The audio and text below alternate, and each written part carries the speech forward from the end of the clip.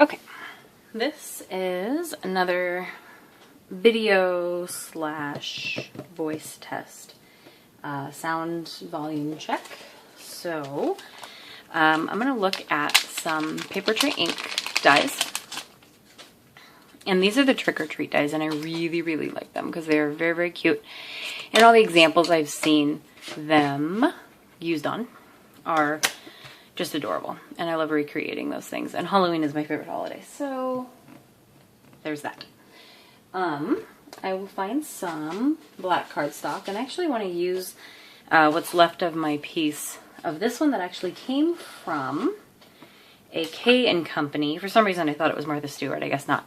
Came from a K & Company paper pack, and it's just got a lot of cute paper in it. I really like the purple. I think purple goes really, really good with orange, which is probably why they made it a Halloween color. You got spider webs, the black that I have a strip of, the striped ones there, and then that purple, I want to say argyle, but it's probably closer to diamond maybe. The spiders and the webs. So that's just some really cute paper. And this green glitter paper, it's actually very, it's very soft and very light, so it's really easy to bend. You want to be careful with it. But that one comes from a pack from Die Cuts with a View.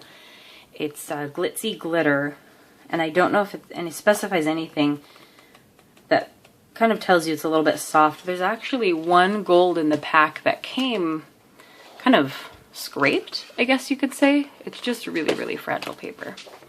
Sorry about that. So what I'm going to do is die cut a couple of these Trick or Treat dies from the black cardstock. I think I can fit a couple of those. We'll just do them at the same time.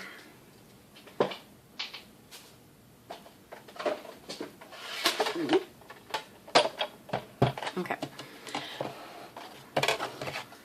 So I'm going to go ahead and just stick the rest of the strip through there. Line these guys up. Make sure my cutting plate is actually in place. Put that in there, and I can just go ahead and run that through.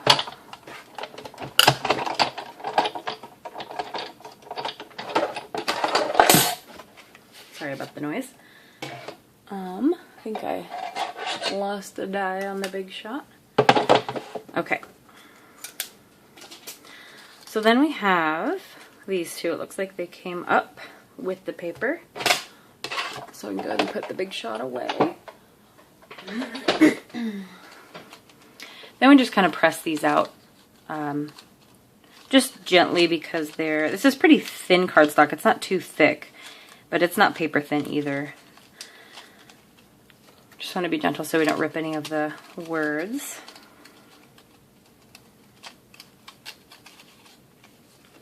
Okay. So then with these you can use anything like tweezers, or if you have one of those quick stick things. I'm not actually sure where mine is at the moment. There it is, just kidding.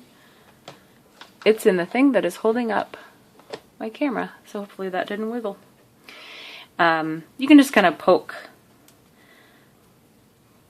the holes or the centers out of the words there. For some reason this didn't want to cut very well. I don't know if it's the die. It shouldn't be the paper. The paper was pretty thin. I hope it's not my cutting pads. I think when your cutting pads on a Big Shot get older, I think it just means that the dies themselves, or the cut out paper, ends up sticking to the cutting plates a lot easier, and it's a little hard to peel them off. You could use a little spatula, for example. I have one for my Silhouette sticky pad. This is actually a Cricut scraper spatula. I didn't buy the Silhouette one. I didn't know they had one. So I just bought this when I found it, but you almost have to, scrape it up like a little pancake once your cutting plates get a little more cut.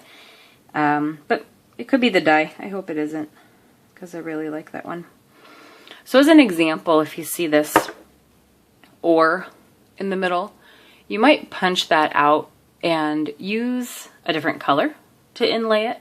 maybe cut it out again in orange and then stick the orange ore inside on your card or something like that. So anyway, you get the idea. There's another ore in the middle here that you could inlay with a different color to kind of offset that. There's some dots in the middle, and just kind of knock out those pieces. It should be pretty easy. This one went a little bit easier than the other one. Okay.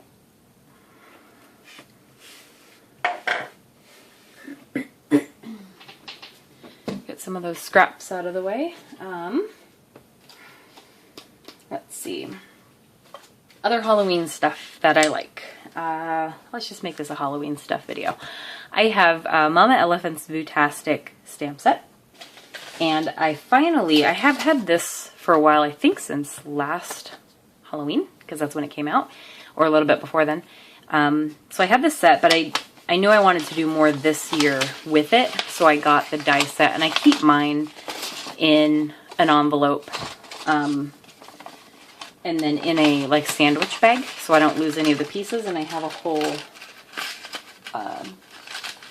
plastic shoebox of my dies. So anyway, so these are all the dies that match. The little witch and her broomstick, and the Frankenstein, and the mummy guy, the little princess, and the cat.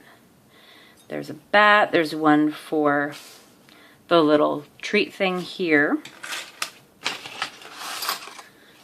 There's one for this little dude.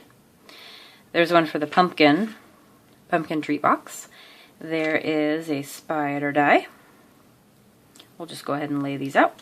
There shouldn't be anything on here that doesn't have one other than the sentiments. They don't really need one. One for the little wand, the little lollipop there. And you've got Frankenstein and Mummy, the little witchy girl, the other little bucket, princess, and then we've got the bat and the kitty cat. So basically just the sentiments are the ones that don't have dies. But it just makes it really easy when you stamp a little dude and then you want to color him in and then cut him out. So those are nice. I might just slide those back in. Let's see. Another thing is I've been getting a lot of designs from silhouetteonlinestore.com for my silhouette portrait. I don't have a Cameo. The Cameo is the 12 by 12. It's an electronic die cutter, by the way. And I have the portrait because I don't do scrapbooking. I actually didn't think about that at the time when I would want to be able to make something like this. I was able to make this with just the portrait. But basically it was a long 4-piece with some tabs layout, and it kind of perforates it for you so you can fold it. And on the Cameo, I could probably make it a little bit bigger, but I didn't think about things like that when I purchased the portrait. So I think going back, I would probably get the Cameo just to have the space, even if I don't scrapbook with 12 by 12. But this is just a really cute treat box design that I got from there and cut out and glued together. And my favorite is this little skeleton guy because he has little holes in him, so you can put him together. And I named him Brad because I put him together with Brad's.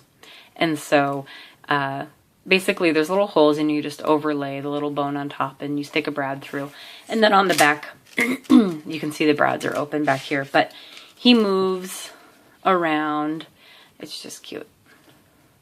And I thought he was perfect. So what I probably would do on a Cameo is I would have been able to maybe make this section of him a little bigger, and you can open different tabs or different pages so you could make parts a little bigger, move them over to other pages and then make them a little bit bigger. So I could almost make like a wall-sized skeleton. I'm not exactly sure how big he would be, but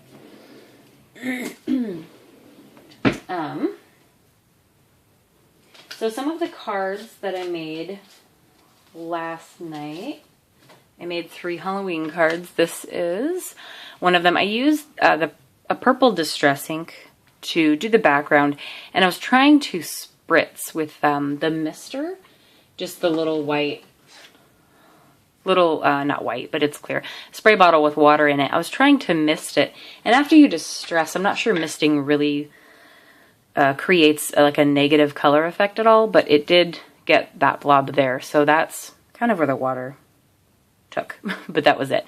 And then I raised up I distressed with yellow on a white circle actually to create that, so it's a little lighter yellow in the middle. It's a little hard to get kind of just the edges and make it look a little lighter in the middle with distress, so I tried. And then stamped Happy Halloween, and that's raised up on foam, and these guys are too, just right under here. And their wings are loose and free. And then these are Lil Inker Designs clouds from the Cloud and Rainbow set. They're stitched, if you can see that. So I thought that was cute. Then the second one I made was this one. I actually stamped the background, so I used the Mama Elephant inks as well, the orange, the gray, and then actually a VersaFine for the black, because there isn't a black for them, but I used the VersaFine, so it was a little more bold. And then their sentiment here in VersaFine.